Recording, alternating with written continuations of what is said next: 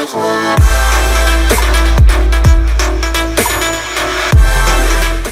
only one that cares about my tax returns are the reporters. Tax returns. Tax returns. Tax returns. Donald Trump's tax returns People didn't care. They voted for him. Aren't going to be released anytime soon. Let me make this very clear.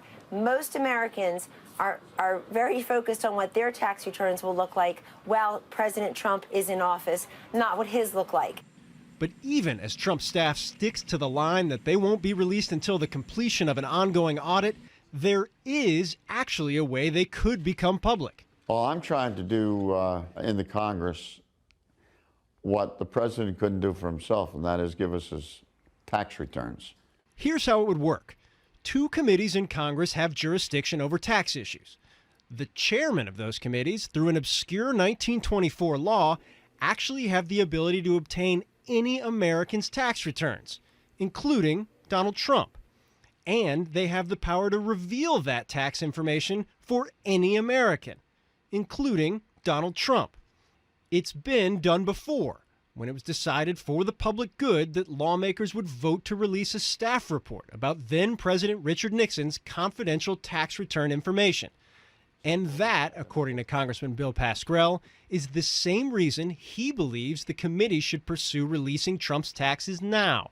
The American people are on the right path. I'm just a conduit here to get the information out to the American people. They deserve to know this. They deserve to know if their president is dealing in the foreign affairs of other countries and whether other countries are dealing in our foreign affairs. And if you don't think I'm talking about Russia, you're wrong. But, at least for the moment, it's unlikely to happen. And here's why. It's Democrats who are clamoring to use this power.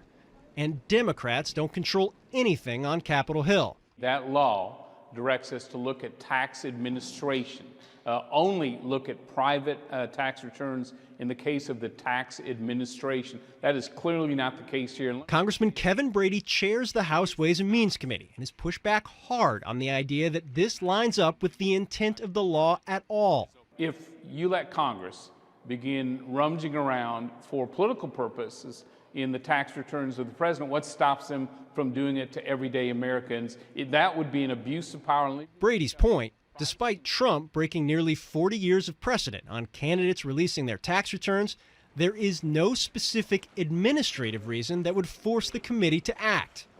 And until that arises, don't expect Congress to provide any more insight than Trump himself has up to this point. It's none of your business.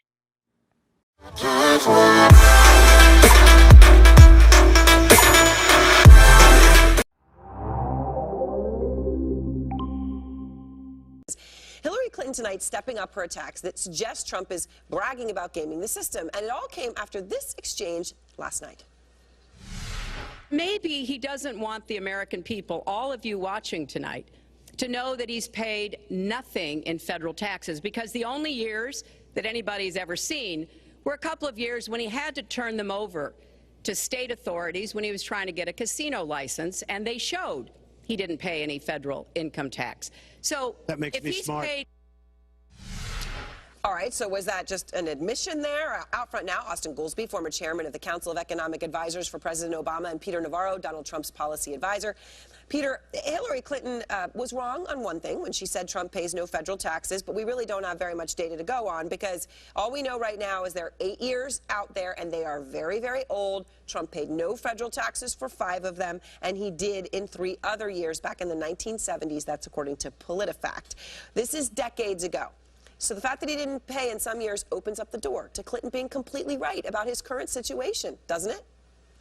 Well, Aaron, as soon as you go down that rabbit hole like Lester Holt did last night, I think what Donald Trump should and could have done was say, let's see the 33,000 emails, but press that further. That's what I would like to see. And I would love to see a deal with Donald Trump cuts, not just for the 33,000 emails from Hillary, but also for the books for the Clinton Foundation, which is the most politically sophisticated. Didn't he basically admit he doesn't pay them? He said that's smart. He didn't say, I do pay federal taxes. He said it's smart that I don't. That's the clear implication. Sure, and you can say that what I'm going to do is what Donald Trump could have done is pivot right to the Clinton Foundation, the Clinton Global Initiative, and all of the corruption of the most sophisticated political scandal we have had in America. We've got a sitting Secretary of State and a husband running around the globe, but this is not the debate, so collecting you're not money, allowed to pivot putting right now. it Let me in the just say, Clinton Foundation, the bottom line Clinton is, Global you're saying Initiative, it's okay, you didn't answer the speaking question. fees, Hold on, Peter, and then Peter, handing Peter, out.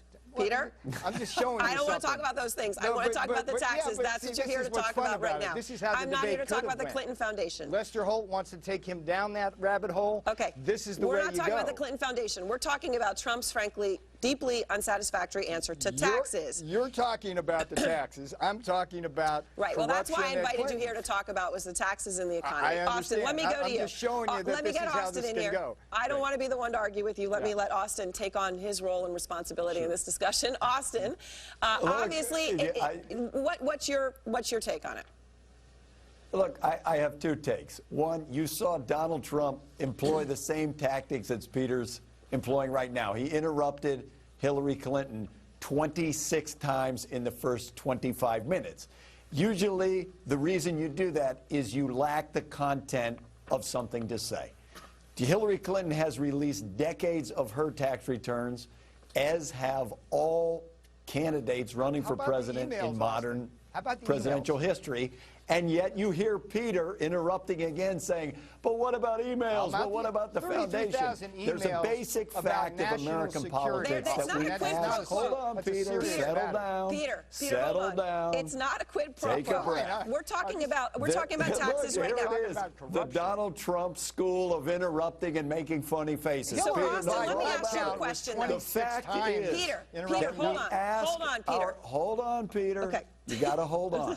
We ask our politicians to be accountable because we want to know that they don't have conflicts of interest, that they don't engage in IRS tax wrongdoing like the Trump Foundation politicians did. accountable, and you got Secretary of State Hillary Clinton in the most sophisticated pay-for-play scandal in American history. The Trump Foundation has been found guilty of wrongdoing, Peter. That's why he should turn over his tax returns. I love this, Austin. You've got the most corrupt politician and her husband running around taking money all over the globe and then running appointments in the State Department, pay to play, and you're sitting on your high horse talking about Let me ask you a question, Austin. Clinton suggested that Trump is not releasing his taxes because he's not as rich as he claims to be, as charitable, right?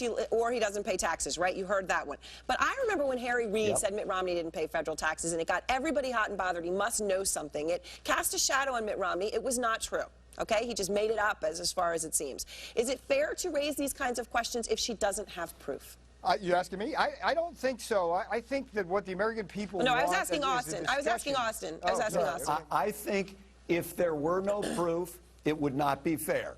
The fact that we have multiple tax returns from Donald Trump's past in which he paid no taxes, I think makes that a completely legitimate thing to ask. The fact that he has been found, his foundation, guilty of wrongdoing by the IRS and had to pay a fine, raises the issue that let us see to make sure. He says that he's been audited every year. If you engage in wrongdoing, you get audited. That's not a reason not to turn over your tax returns. That's a reason the American people deserve to see what he has been engaging in. And I love this, Aaron. It's like, again, Austin's on his high horse, and we got Secretary Clinton with her two top aides taking the Fifth Amendment about this email scandal, and he's on his high horse when Donald Trump has done nothing wrong. You're just changing the subject, Peter. Of course I'm changing the subject. You're just changing the subject. Austin. All right, we'll leave it there. We'll leave it. way. Of course, I'm changing the subject. Okay. It's the Trump way. Thanks to both of you. We will take a brief break. When we come back, the moment in the debate where Trump lost his cool and started literally pointing his finger, our body language expert is next. Plus, did he really call her Miss Piggy?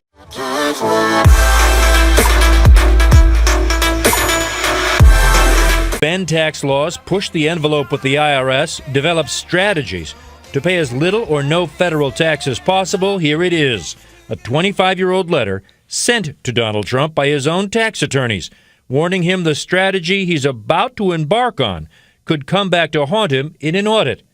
There can be no assurance, the attorneys write, that the IRS will not challenge such a position or that a court would not sustain such a challenge.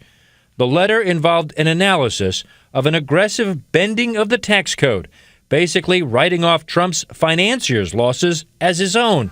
In layman's terms, he double-dipped on someone else losing money, claimed he lost the same money, and as a result was able to avoid paying federal taxes on other money he actually made. Was it legal? Was it a loophole? Was it, as the New York Times called it, legally dubious?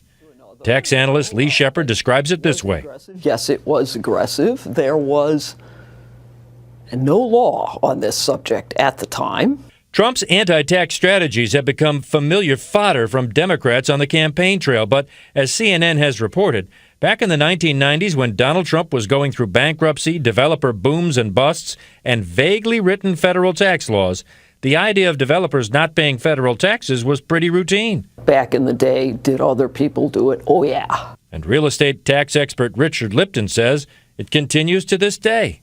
Most real estate investors pay very little, if any, tax, provided that they are active real estate investors. Trump has embraced his tax prowess, making it part of his campaign. When portions of his 1995 state tax returns were leaked to the press, showing a $916 million write-off that could have helped him avoid paying taxes for more than a dozen years, he said it was all legal, made legal by a Congress that he says just doesn't understand how to write tax codes. See, I understand the tax code better than anybody that's ever run for president. He also understands how to fight local taxes and property taxes, too. CNN analyzed 26 properties across the country owned by Trump. In all but one, Trump had his attorneys fight to lower the assessed tax value so he could pay significantly less in property taxes. The Trump campaign didn't respond when we asked for comment.